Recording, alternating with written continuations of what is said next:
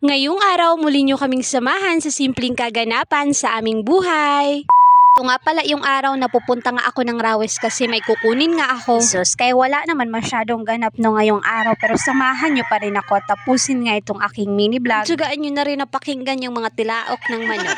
Kaya kasama ko nga rin pala yan dyan yung kapatid ko no kasi uuwi na nga rin yan sa Bigo City. Kaya syempre kasama yan natin o magsabay na lang kami kaya para hindi rin ako nag-iisa. Malapit na nga rin palang magtanghalian dyan no kaya ayan tirek na tirek talaga yung init. Sus, kaya nagbaktas na lang kami papunta doon sa baryo no kaya doon nga kami maghihintay ng aming masasakyan. At pagkadating nga namin no tamang-tama at nakasakay na nga rin kami. Sus, kaya katapos syempre humawas din kami kaya naghintay pa nga kami dito ng mga pasahero na pupunta nga ng Lawang. Sus, kaya habang naghintay nga kami no ng mga pasahero ito nagbidyo-bidyo na rin ako kasi napakaganda nga ng view. At isa rin talaga ito no sa mga nakakamiss nga na umuwi nga dito sa amin kay eto makikita mo talaga na ang ganda nga ng kapaligiran lalo na't may dagat. Uy, wala na nga rin masyadong pasahero no kaya bumiyahe rin kami agad oy kay hindi na rin kami maghintay kay maabutan pa kami ng gabi. Sis, kay lalo na ako no hindi ako pwedeng magtagal kay alam nyo naman na may bata akong maliit. Fast forward, pagkarating ko nga ng Lawang no nagdire-diretso na rin ako at sumakay ako ng sampan para makarating nga rin ako agad. Ay, sus, kay pagkarating ko nga ano kay hinintay pa talaga na punuin nga yung sampan.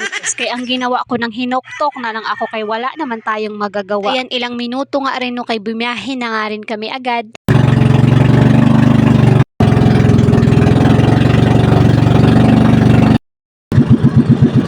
Sus, kay pagkaabot ko nga ng Rawes no, nagbaktas nga rin ako doon papunta kay malapit lang din naman. Ito nga pala ako pumunta no sa may GNT nga dito sa Rawes sa kuhaan nga ng mga parcel. Oo. Huy, pakadami nga rin bago na dumating kaya Alam niyo bang nakuha ko isa lang talaga at hindi na ako naghintay o kay maabutan talaga ako ng gabi. umuwi na nga rin ako agad no at mga ilang oras nga rin katapos kong makapagpahinga ayan at pinabuksan ko na nga rin sa kapatid ko. Pala ang Beauty White Soap You Glow. Huy, Jesus, kay alam ko na alam nyo na rin yung sabon na ito no kay madami na nga rin talaga yung gumagamit nito. Anyways no, sa isang pouch 5 piraso na nga rin yung laman nito kaya abutan talaga to ng 2 buwan. Siyempre no, kung maibibenta tayong mga ganitong sabon ay gumamit din tayo no. Ito nga pala yung unang araw no na paggamit ko nga at ito naman yung pangalawa. So kaya update ko na lang kayo no sa mga susunod na araw sa paggamit ko nga nito. Sa mga gustong mag-try nyo, i-PM nyo lang ako kasi may on hand nga ako dito na ganito. Ang kinahapunan naman eto no, nakipaglaro na rin talaga si Kuya dito nga sa mga bata. Ang tama nga rin yan no para ma-practice din naman yung mga tuhod-tuhod niya. Huy!